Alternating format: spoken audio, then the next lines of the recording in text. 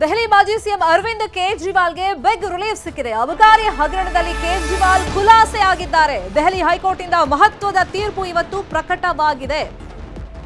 ಅರವಿಂದ್ ಕೇಜ್ರಿವಾಲ್ ಸೇರಿದಂತೆ ಅವರ ಆಪ್ತರು ಮತ್ತೆ ಇಡೀ ಆಪ್ ಪಕ್ಷದ ಮೇಲೆ ದೊಡ್ಡದೊಂದು ಕಳಂಕ ಅಂಟಿಕೊಂಡಿತ್ತು.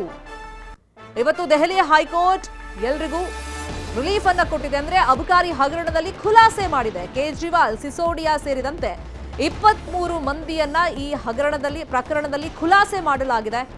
ಇದೇ ಹಗರಣದಲ್ಲಿ ಜೈಲು ಶಿಕ್ಷೆಯನ್ನು ಕೂಡ ಕೇಜ್ರಿವಾಲ್ ಹಾಗೆಯೇ ಸಿಸೋಡಿಯಾ ಅನುಭವಿಸಿದ್ರು. ಕೋರ್ಟ್ನಿಂದ ತೀರ್ಪು ಪ್ರಕಟವಾಗ್ತಾ ಇದ್ದಂಗೆ ಕೇಜ್ರಿವಾಲ್ ಭಾವುಕರಾದ್ರು. ಮಾಧ್ಯಮಗಳ ಮುಂದೆ ಕಣ್ಣೀರನ್ನ ಹಾಕಿದ್ದಾರೆ ದೆಹಲಿ ಮಾಜಿ ಸಿಎಂ. ಸುಳ್ಳು ಆರೋಪಗಳನ್ನು ಹೊರಿಸಿ ನನ್ನನ್ನು ಜೈಲಿಗೆ ಕಳಿಸಿದ್ರು, ಸತ್ಯಕ್ಕೆ ಯಾವಾಗಿದ್ರೂ ಜಯ ಸಿಕ್ಕೇ ಸಿಗುತ್ತೆ ಅನ್ನೋ ವಿಶ್ವಾಸ ತನ್ನಲ್ಲಿತ್ತು ಅಂತ ಕೋರ್ಟ್ ತೀರ್ಪಿನ ಬಳಿಕ ಕೇಜ್ರಿವಾಲ್ ಭಾವುಕರಾದರು. ಕೇಜ್ರಿವಾಲ್ಗೆ ಸಮಾಧಾನ ಮಾಡಿದ್ರು. ಈ ಸಂದರ್ಭದಲ್ಲಿ ಸಿಸೋಡಿಯಾ ಖುಲಾಸೆ ಬಗ್ಗೆ ಕೇಜ್ರಿವಾಲ್ ಪತ್ನಿ ಕೂಡ ಟ್ವೀಟ್ ಮಾಡಿ ಸಂತಸವನ್ನ ವ್ಯಕ್ತಪಡಿಸಿದ್ದಾರೆ.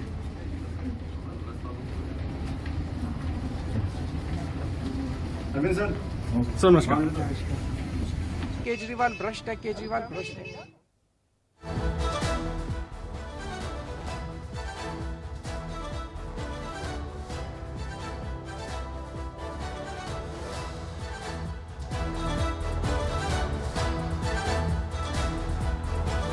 ದೆಹಲಿ ಮಾಜಿ ಸಿಎಂ ಕೇಜ್ರಿವಾಲ್ಗೆ ಬಿಗ್ ರಿಲೀಫ್ ಸಿಕ್ಕಿದೆ. ಅಬಕಾರಿ ಕೇಸಲ್ಲಿ ಕೇಜ್ರಿವಾಲ್ ಖುಲಾಸೆ ಅಂತ ಹೇಳಿ ದೆಹಲಿ ಹೈಕೋರ್ಟ್ ಹೇಳಿದೆ. ಜೊತೆಗೆ ಸಿಸೋಡಿಯಾ ಸೇರಿದಂತೆ 23 ಜನರನ್ನ ಈ ಪ್ರಕರಣದಿಂದ ಕೈ ಬಿಡಲಾಗಿದೆ. ದೊಡ್ಡ ಮಟ್ಟದಲ್ಲಿ ಕಳಂಕವನ್ನ ಆಪ್ ಸೇರಿದಂತೆ ಪ್ರಮುಖರು ಇವರೆಲ್ಲ ಫೇಸ್ ಮಾಡಿದ್ರು. ಆಮೇಲೆ ಚುನಾವಣೆಯಲ್ಲೂ ಅಷ್ಟೇ ದೆಹಲಿಯಲ್ಲಿ ದೊಡ್ಡ ಮಟ್ಟದಲ್ಲಿ ಹೊಡೆತ ಕೊಟ್ಟಿದೆ ಈ ಅಬಕಾರಿ ನೀತಿಯ ಹಗರಣ.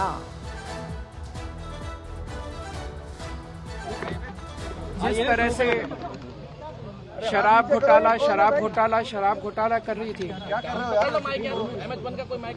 और हमारे ऊपर आरोप लगा रही थी, आज कोर्ट ने सारे आरोप खारिज कर दिए और जितने भी एक्यूज्ड थे सबको डिस्चार्ज कर दिया। हम हमेशा कहते थे सत्य की जीत होती है। हमें भारतीय न्याय प्रणाली पे भरोसा है। मैं जज साहब का बहुत बहुत शुक्रिया अदा करता हूँ जिन्होंने हमारे साथ न्याय किया, सत्य की जीत हुई। मैं हमेशा कहता था कि भगवान हमारे साथ है।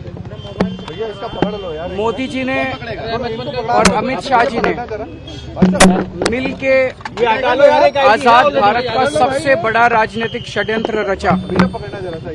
आम आदमी पार्टी को खत्म करने के लिए आम आदमी पार्टी के सबसे बड़े 5 नेताओं को जेल में डाल दिया गया। यहाँ तक कि सिटिंग चीफ मिनिस्टर, जो आज तक भारत के इतिहास में कभी नहीं हुआ, सिटिंग चीफ मिनिस्टर को उसके घर से घसीटकर जेल में डाला गया और 6 महीने तक जेल में रखा गया। हमारे उप मुख्यमंत्री मनीष सिसोदिया जी, उनको लगभग 2 साल तक जेल में रखा गया। पूरा का पूरा फर्जी केस था। हमारे ऊपर कीचड़ फेंका गया। 24 घंटे टीवी चैनलों के ऊपर डिबेट चलते थे, खबरें दिखाई जाती थी केजरीवाल भ्रष्ट है, केजरीवाल भ्रष्ट है। मैंने केवल अपनी जिंदगी में ईमानदारी कमाई है। इन्होंने झूठा केस लगाया और आज ये साबित हो गया। कोर्ट ने कहा है कि केजरीवाल कट्टर ईमानदार है, मनीष सिसोदिया कट्टर ईमानदार है, आम आदमी पार्टी कट्टर ईमानदार है। आज एक बार फिर गर्व हो रहा है कि देश के संविधान पर, बाबा साहब अम्बेडकर पर, जिन्होंने इतना शानदार संविधान दिया और सत्य की जीत हुई है। आज एक बार फिर गर्व हो रहा है कि देश के संविधान पर, बाबा साहब अम्बेडकर पर, जिन्होंने इतना शानदार संविधान दिया और सत्य की जीत हुई है। ಅಬಕಾರಿ ಹಗರಣದಲ್ಲಿ ಕೇಜ್ರಿವಾಲ್ಗೆ ಬಿಗ್ ರಿಲೀಫ್ ಸಿಕ್ಕಿದೆ. ಅವರೆಲ್ಲ ಸಂತಸ ವ್ಯಕ್ತಪಡಿಸ್ತಾ ಇದ್ದಾರೆ. ಇದು ಸತ್ಯಕ್ಕೆ ಸಿಕ್ಕಿರುವಂತಹ ಜಯ ಅಂತ ಹೇಳ್ತಾ ಇದ್ದಾರೆ. ಈ ರಿಲೀಫ್ ಕೇಸ್ ಬರ್ತಾ ಇದ್ದಂಗೆ, ತೀರ್ಪು ಬರ್ತಾ ಇದ್ದಂಗೆ ಮೇಲ್ಮನವಿ ಸಲ್ಲಿಸಲು ಸಿಬಿಐ ಅಧಿಕಾರಿಗಳು ನಿರ್ಧಾರವನ್ನ ಮಾಡಿದ್ದಾರೆ. ಹೈಕೋರ್ಟ್ಗೆ ಮೇಲ್ಮನವಿ ಸಲ್ಲಿಸಲು ತೀರ್ಮಾನವನ್ನ ಮಾಡಿಕೊಂಡಿದ್ದಾರೆ. ಮತ್ತೆ ಕಾನೂನು ಹೋರಾಟವನ್ನ ಮುಂದುವರಿಸುವಂತ ನಿಟ್ಟಿನಲ್ಲಿ ಸಿಬಿಐ ಅಧಿಕಾರಿಗಳು ನಿರ್ಧಾರವನ್ನ ಮಾಡಿದ್ದಾರೆ. ಹಾಗಾಗಿ ಮೇಲ್ಮನವಿ ಸಲ್ಲಿಕೆಗೆ ಈಗ ತೀರ್ಮಾನಕ್ಕೆ ಬಂದಿದ್ದಾರೆ ಅಂತ ಹೇಳಿ ಮಾಹಿತಿ ಇದೆ. ಒಂದ್ ಕಡೆ ಖುಲಾಸೆ ಆಗಿರುವಂತಹ ಸಂತಸದಲ್ಲಿ ಆ ಪಕ್ಷ ಇದ್ರೆ, ಇನ್ನೊಂದ್ ಕಡೆ ಮೇಲ್ಮನವಿ ಸಲ್ಲಿಸೋದಕ್ಕೆ, ಕಾನೂನು ಹೋರಾಟ ಮುಂದುವರಿಸೋದಕ್ಕೆ ಸಿಬಿಐ ತಯಾರಿಯನ್ನ ಮಾಡ್ಕೊಳ್ತಾ ಇದೆ. ಇದೇ ವಿಚಾರವಾಗಿ ಇನ್ನಷ್ಟು ಡೀಟೇಲ್ ಆಗಿ ಇನ್ಫಾರ್ಮೇಶನ್ ಅನ್ನ ಕೊಡ್ತಾ ಹೋಗೋದಕ್ಕೆ ನ್ಯೂಸ್ ರೂಮ್ ಇಂದ ನೇರ ಸಂಪರ್ಕದಲ್ಲಿ ಕನೆಕ್ಟ್ ಆಗಿದ್ದಾರೆ ನಮ್ಮ news editor doctor Ramesh Kumar. Doctor Ramesh Kumar, ಈ ಹಿಂದೆ ನಾವು ನೋಡಿದ್ವಿ ದೊಡ್ಡ ಮಟ್ಟದಲ್ಲಿ ಆಂದೋಲನ ಮಾಡಿ ಭ್ರಷ್ಟಾಚಾರ ವಿರುದ್ಧ ಕಣಕ್ಕಿಳಿತೀವಿ ಅಂತ ಹೇಳಿ ಆಪ್ ಬಂತು, ಒಂದು ಕಮಾಲ್ ಮಾಡ್ತು ದೆಹಲಿಯಲ್ಲಿ. ಬಟ್ ಅಬಕಾರಿ ನೀತಿ ಹಗರಣನೇ ಒಂದು ರಾಜಕೀಯ ಅಸ್ತ್ರವಾಗಿ ಬೇರೆ ಪಕ್ಷಗಳು ಅದರಲ್ಲೂ ಬಿಜೆಪಿ ಬಳಸ್ಕೊಂಡು ದೆಹಲಿಯಲ್ಲಿ ಲಾಸ್ಟ್ ಎಲೆಕ್ಷನ್ ಅಲ್ಲಿ ಏನಾಯಿತು ಅಂತ ನಾವು ಗಮನಿಸ್ಕೊಂಡಿದ್ವಿ. ಸೊ ಈಗ ಕೋರ್ಟ್ ಅಂದ್ರೆ ಇಲ್ಲಿ ಸಾಕ್ಷಿಗಳೇ ಇಲ್ಲ ಅಂತ ಹೇಳಿ ಖುಲಾಸೆ ಮಾಡ್ತಾ ಯಾವ ಆಧಾರದ ಮೇಲೆ ಖುಲಾಸೆ ಮಾಡಿದ್ದಾರೆ? ಶರ್ಮಿತಾ, ಏನು ಕೇಜ್ರಿವಾಲ್ ರಾಜಕೀಯಕ್ಕೆ ಬಂದಿದ್ದೆ ಒಂದೇ ಅಸ್ತ್ರ. ನೀವು ಹೇಳ್ದಂಗೆ ಭ್ರಷ್ಟಾಚಾರ ವಿರೋಧಿ ನೀತಿಯನ್ನು ಇಟ್ಕೊಂಡು ಕೇಜ್ರಿವಾಲ್ ರಾಜಕೀಯಕ್ಕೆ ಬಂದಿರ್ತಕ್ಕಂಥದ್ದು. IITಲಿ ಓದಿ ಇಂಜಿನಿಯರ್ ಆಗಿರ್ತಕ್ಕಂಥವ್ರು ರಾಜಕೀಯಕ್ಕೆ ಬಂದಿದ್ದು ಒಂದು ದೊಡ್ಡ ವಿಸ್ಮಯ ಆಯಿತು. ಅದು ದೆಹಲಿಯಲ್ಲಿ ಗೆದ್ದು ಏನು BJP ಮತ್ತು ಕಾಂಗ್ರೆಸ್ಸನ್ನು ಸೋಲಿಸಿದ್ದು ಇಡೀ ದೇಶದಲ್ಲೇ ಒಂದು ರೀತಿ ಏನೋ ಸೆಂಟರ್ ಆಫ್ ಅಟ್ರಾಕ್ಷನ್ ಆಯಿತು. ಕೇಜ್ರಿವಾಲ್ ಈ ಲೆವೆಲಿಗೆ ಕಮಾಲ್ ಮಾಡಿದ್ರು ಅಂತ. 2021ರಲ್ಲಿ 25ಕ್ಕೆ ನೆಕ್ಸ್ಟ್ ಎಲೆಕ್ಷನ್ ಇತ್ತು. 21ರಲ್ಲಿ ಏನೋ ಎಕ್ಸೈಸ್ ಏನೋ ಇದಾಯಿತು, ಸ್ಕ್ಯಾಮ್ ಆಯಿತು. ಸ್ಕ್ಯಾಮಲ್ಲಿ ಮನೀಶ್ ಸಿಸೋಡಿಯಾ ಸುಮಾರು ಏನು 2600 ಕೋಟಿ ರೂಪಾಯಿ ಅವರು ಲಾಬಿ ಮಾಡ್ತಾ ಇದ್ದಾರೆ, ಏನು ಲಂಚ ತೊಗೊತಿದ್ದಾರೆ, ಕಿಕ್ ಬ್ಯಾಕ್ ತೊಗೊತಿದ್ದಾರೆ. ಅದರಲ್ಲಿ ಏನೋ ಕ್ಲಾಸ್ 1 ಲೈಸೆನ್ಸ್ಗಳೇನಿದೆ ಆ ಲೈಸೆನ್ಸ್ಗಳನ್ನ ತಮಗೆ ಬೇಕಾದ ಕಂಪನಿಗಳಿಗೆ ಮತ್ತು ಉದ್ಯಮಗಳಿಗೆ ಕೊಡ್ತಾ ಇದ್ದಾರೆ ಅಂತಕ್ಕಂಥ ಒಂದು ಹಗರಣ ಶುರುವಾಯಿತು, ಆರೋಪ ಶುರುವಾಯಿತು. ಈ ಆರೋಪದಲ್ಲಿ CBI ಎಂಟ್ರಿ ಆಯಿತು. CBI ಎಂಟ್ರಿ ಆದಮೇಲೆ ಆಗ DCM ಮತ್ತು ಎಕ್ಸೈಸ್ ಮಿನಿಸ್ಟರ್ ಆಗಿರ್ತಕ್ಕಂಥ ಮನೀಶ್ ಸಿಸೋಡಿಯಾ 2023ರಲ್ಲಿ ಅರೆಸ್ಟ್ ಆಗ್ತಾರೆ. ಅದಾದ ನಂತರ ಈಗ ತನಿಖೆ ಮುಂದುವರೆದೇನೋ ಕೇಜ್ರಿವಾಲ್ ಮನೆ ಮೇಲೆ ಕೂಡ CBI ರೇಡ್ ಮಾಡುತ್ತೆ ಮತ್ತು ಮನಿ ಲಾಂಡ್ರಿಂಗ್ ಕೇಸಲ್ಲಿ ED ಕೂಡ ರೇಡ್ ಮಾಡುತ್ತೆ. ಈ ಎರಡು ಕೇಸ್ಗಳಲ್ಲೇನಾಗುತ್ತೆ, ಸಿಸೋಡಿಯಾ ಅರೆಸ್ಟ್ ಆಗಿ ಸುಮಾರು ಒಂದು 11 ತಿಂಗಳ ಅಂತರದಲ್ಲಿ ಕೇಜ್ರಿವಾಲ್ ಕೂಡ ಅರೆಸ್ಟ್ ಆಗ್ತಾರೆ. ಅರೆಸ್ಟ್ ಆಗಿರ್ತ ಸಂದರ್ಭದಲ್ಲಿ 2025ರಲ್ಲಿ ಅಸೆಂಬ್ಲಿ ಎಲೆಕ್ಷನ್ ಬರಬೇಕು. ಆ ದೊಡ್ಡ ಮಟ್ಟದಲ್ಲಿ BJP ಏನು ಕ್ಯಾಂಪೇನ್ ಶುರು ಮಾಡುತ್ತೆ ಆಮ್ ಆದ್ಮಿ ವಿರುದ್ಧ. ಕೇಜ್ರಿವಾಲ್ ಮತ್ತು ಮನೀಶ್ ಸಿಸೋಡಿಯಾ ಏನು ಭ್ರಷ್ಟಾಚಾರ ವಿರೋಧಿ ನಾವು ಅಂತೇಳಿ ಅಸ್ತ್ರ ಇಟ್ಕೊಂಡು ಎಲೆಕ್ಷನ್ಗೆ ಬಂದರು, ಗೆದ್ದರು, ಅಧಿಕಾರ ಗದ್ದಿಗೆಡ್ದಿದ್ರು.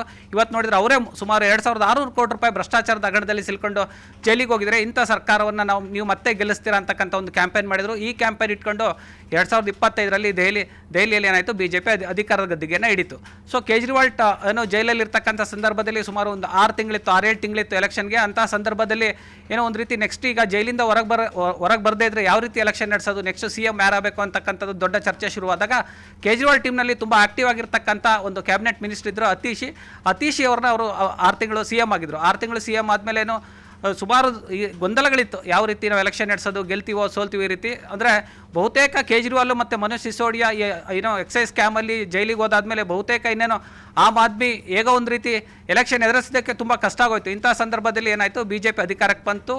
ಕಳೆದ 2020ರಲ್ಲಿ ನಾವು ಗಮನಿಸೋದಾದರೆ ಆಮ್ ಆದ್ಮಿ ಎಷ್ಟು ಒಟ್ಟು 70 ಸೀಟಲ್ಲಿ ಏನೋ 8 ಸೀಟ್ BJP ಬಿಟ್ಕೊಟ್ರೆ ಇನ್ನು ಅಷ್ಟು ಉಳಿದ 42 ಸೀಟ್ಗಳನ್ನ ಏನೋ ಆಮ್ ಆದ್ಮಿ ತಗೊಂಡಿತ್ತು. ಆದರೆ ನೆಕ್ಸ್ಟ್ ಎಲೆಕ್ಷನಲ್ಲಿ ಇದು ಉಲ್ಟಾ ಆಗೋಯ್ತು. ಏನಂದರೆ 22 ಸೀಟ್ಗಳನ್ನ ಅಷ್ಟೇ ಗಳಿಸೋದಕ್ಕೆ ಇದು ಶಕ್ತವಾಗೋಯ್ತು ಆಮ್ ಆದ್ಮಿ. ಹಾಗಾಗಿ BJP ಬಹುಮತ ಬಂತು ಮತ್ತು ರೇಖಾ ಗುಪ್ತಾ CM ಆದರು. ಅಂದರೆ ಸುದೀರ್ಘ ಇದು 5 ವರ್ಷಗಳ ಹೊಡೆದಾಟ ಆಯಿತು ಒಂದು ರೀತಿ ಅಬಕಾರಿ ಸ್ಕ್ಯಾಮಲ್ಲಿ. ಇವತ್ತು ಏನೋ ಬಿಗ್ ರಿಲೀಫ್ ಸಿಕ್ಕಿದೆ. ಅವರು ಯಾವುದೇ ಸೂಕ್ತ ಸಾಕ್ಷ್ಯಾಧಾರಗಳಿಲ್ಲ. ಇವರು 2600 ಕೋಟಿ ಲಂಚ ಹಗರಣದಲ್ಲಿ ಏನೋ ಮನೀಶ್ ಸಿಸೋಡಿಯಾ ಇರ್ಬೋದು ಮತ್ತು ಕೇಜ್ರಿವಾಲ್ ಇರ್ಬೋದು ಮತ್ತು ಇತರ ಕ್ಯಾಬಿನೆಟ್ ಸಚಿವರು ಮತ್ತು ಇತರ ಯಾರ್ಯಾರು ಉದ್ಯಮಿಗಳು ಅವ್ರನ್ನೆಲ್ಲ ಲಿಸ್ಟ್ ಮಾಡಿದ್ರು. ಅವರಲ್ಲಿ ಯಾವುದೂ ಕೂಡ ಇದರಲ್ಲಿ ಸೂಕ್ತ ಸಾಕ್ಷ್ಯಾಧಾರಗಳಿಲ್ಲ. ಹಾಗಾಗಿ ಇವರು ಆರೋಪ ಮುಕ್ತ ಅಂತೇಳಿ ಏನೋ ಖುಲಾಸೆಗೊಳಿಸಿದೆ. ಹೀಗಾಗಿ ಕೇಜ್ರಿವಾಲ್ ನಿಜಕ್ಕೂ ಈ ರೀತಿ ಮಾಧ್ಯಮಗಳಿಂದ ಮಾತಾಡಬೇಕಾದ್ರೆ ಒಂದು ರೀತಿ ಆನಂದ ಬಾಷ್ಪ ಸುರಿಸಿದ್ರು. ಅದ ನಂತರ ಮನೆಗೆ ಬಂದರು, ತನ್ನ ಹೆಂಡತಿ ಮಕ್ಕಳನ್ನೆಲ್ಲ, ಯಾಕಂದರೆ ಸುಮಾರು 156 ದಿನ ಜೈಲಲ್ಲಿದ್ದರು ಅರವಿಂದ್ ಕೇಜ್ರಿವಾಲ್. ಮನೆಗೆ ಬಂದ ರೀತಿ ಒಂದು ರೀತಿ ತುಂಬಾ ಸಂತೋಷದ ವಾತಾವರಣ. ವಿಶ್ಲೇಷಣೆ ಮಾಡ್ತಾ ಹೋದ್ರೆ ರಾಜಕಾರಣಕ್ಕೆ ಬಂದ ಮೇಲೆ ಯಾವ ಅಜೆಂಡಾ ಇಟ್ಕೊಂಡ್ ಬಂದ್ರು, ಏನ್ ಸಿದ್ಧಾಂತ ಇಟ್ಕೊಂಡ್ ಬಂದ್ರು, ಕೊನೆಗೆ ಬರೋದು ಭ್ರಷ್ಟಾಚಾರ ಅನ್ನೋದೇ ಅಂತ ಹೇಳಿ ಜನ ಈ ಆಮ್ ಆದ್ಮಿ ಪಕ್ಷದ ಮೇಲೂ ಕೂಡ ಬೇಸರ ವ್ಯಕ್ತಪಡಿಸಕ್ ಶುರು ಮಾಡಿದ್ರು. ಈ ಹಗರಣ ಬೆಳಕಿಗೆ ಬಂದ ಮೇಲೆ ಈ ರೀತಿಯೆಲ್ಲ ಅರೆಸ್ಟ್ ಆದಾಗ ಒಂದಿಷ್ಟು ಏನ್ ಡ್ರಾಮಾ ಕ್ರಿಯೇಟ್ ಆಗಿತ್ತು ಆ ಸಂದರ್ಭದಲ್ಲಿ. ಸೊ ಹಾಗಾಗಿ ಈಗ ಖುಲಾಸೆ ಆಗಿರೋದ್ರಿಂದ ರಾಜಕೀಯವಾಗಿ ನೋಡ್ತಾ ಹೋದ್ರೆ ಆಪ್ಗೆ ಎಷ್ಟು ಒಂಥರ ಸ್ಟ್ರೆಂತ್ ಸಿಕ್ಕಂಗಾಯ್ತು ಈ ತೀರ್ಪು. ನಿಜಕ್ಕೂ ದೊಡ್ಡ ಸ್ಟ್ರೆಂತ್ ಸಿಕ್ಕಂಗಾಗಿದೆ. ಯಾಕೆಂದರೆ ನೆಕ್ಸ್ಟ್ ನೋಡಿ, ಈಗ ಅಷ್ಟು ದೊಡ್ಡ ಸುದೀರ್ಘ 4 ವರ್ಷಗಳ ಹೋರಾಟ ಅದು ಏನೋ ಕೇಂದ್ರದಲ್ಲಿ ಅಧಿಕಾರ ಇರ್ತಕ್ಕಂಥ BJP ವಿರುದ್ಧ ಏನೋ ಅಸೆಂಬ್ಲಿ ಎಲೆಕ್ಷನ್ ಸೋತಿರ್ಬೋದು. ಆದರೆ ಮುಂದಿನ ಎಲೆಕ್ಷನ್ಗಳಲ್ಲಿ BJP ಇದೇ ಅಸ್ತ್ರನ ಇಟ್ಕೊಳ್ಳುತ್ತೆ ನೋಡಿ. BJP ನಮ್ಮ ಮೇಲೆ ಬೇಸ್ಲೆಸ್ ಅಲಿಗೇಷನ್ ಮಾಡಿತ್ತು. ಅದು 2600 ಕೋಟಿ ರೂಪಾಯಿದು. ನಾವೆಷ್ಟು ನೀಟಾಗಿದ್ದೀವಿ ಮತ್ತು ಕ್ಲೀನ್ ಹ್ಯಾಂಡ್ ಅಂತಕ್ಕಂಥದ್ದು ಹೈಕೋರ್ಟ್ ತೀರ್ಪಿನಲ್ಲೇ ಗೊತ್ತಾಗಿದೆ. ಹಾಗಾಗಿ ಇದನ್ನೇ ಏನು ಕ್ಲೀನ್ ಚಿಟ್ ಸಿಕ್ಕಿದೆ ಈಗ ಖುಲಾಸೆಗೊಳಿಸಿದರೆ ಇದೇ ಅಸ್ತ್ರವನ್ನು ಮುಂದೆ ಇಟ್ಕೊಂಡು ಕೇಜ್ರಿವಾಲ್ ಮತ್ತೊಮ್ಮೆ ಮುಂದಿನ ಎಲೆಕ್ಷನ್ಗಳಲ್ಲಿ ಲೋಕಲ್ ಎಲೆಕ್ಷನ್ ಇರ್ಬೋದು ಅಥವಾ ಅಸೆಂಬ್ಲಿ ಇರ್ಬೋದು ಅಥವಾ MP ಎಲೆಕ್ಷನ್ ಇರ್ಬೋದು ಯಾವ ರೀತಿ BJP ವಿರುದ್ಧ ತಮ್ಮ ಅಸ್ತ್ರವನ್ನು ಪ್ರಯೋಗಿಸ್ತಾರೆ ಮತ್ತು ಎಲೆಕ್ಷನ್ಗಳಲ್ಲಿ ಯಾವ ರೀತಿ ಸ್ಟ್ರಾಟಜಿ ಮಾಡ್ತಾರೆ, ಇದೇ ಅಸ್ತ್ರವನ್ನು ಇಟ್ಕೊಂಡು ಮುಂದಿನ ಎಲೆಕ್ಷನ್ಗೆ ಗೆಲ್ಲೋದಕ್ಕೆ ಅನ್ನೋದು ತುಂಬ ಕುತೂಹಲ ಇದೆ. ಮತ್ತು ನಿಜವಾಗ್ಲೂ ಇದನ್ನು ಒಂದು ಮುಂದಿನ ಹಂತದಲ್ಲಿ ದೊಡ್ಡ ಕ್ಯಾಂಪೇನ್ ಆಗಿ ಪರಿವರ್ತನೆ ಮಾಡಲಿಕ್ಕೆ ಕೇಜ್ರಿವಾಲ್ ಎಲ್ಲ ಪ್ಲಾನ್ ಮಾಡ್ತಿದ್ದಾರೆ. ಶರ್ಮಿತಾ, ಫೈನ್.